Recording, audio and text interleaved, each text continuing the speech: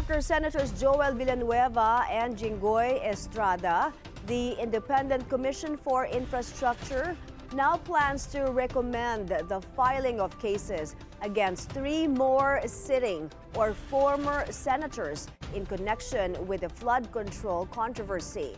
Andrea Salve is on the phone to tell us more. Andrea, go ahead.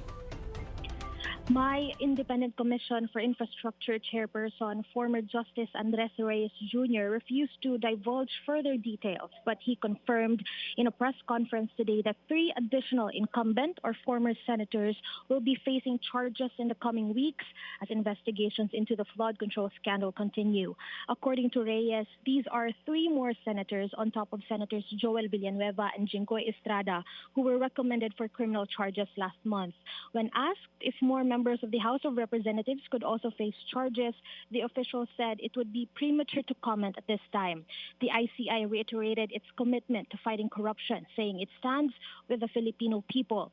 Later this afternoon, the commission is expected to proceed to the Office of the Ombudsman in Quezon City to submit another interim report on a 74 million peso flood control project in Hagonoy, Bulacan. Investigations found that no structure was built at the site specified in the approved bid plans.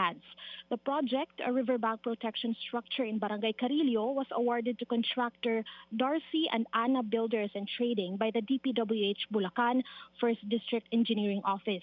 Charges for violation of anti-graft, malversation and falsification provisions of the revised penal code will be recommended against former DPWH engineers Henry Alcantara, Bryce Hernandez, Ernesto Galang, Jolo Tayaw, John Michael Ramos, Lemuel Roque, and contractor Darcy Respicio. The ICI will also ask the Ombudsman to assess possible violations of the Code of Conduct and Ethical Standards for public officials and employees by former DPWH executives Manuel Bunuan, Roberto Bernardo, and Maria Catalina Cabral, among others. Back to you, Mai. Thank you, Andrea Salve reporting.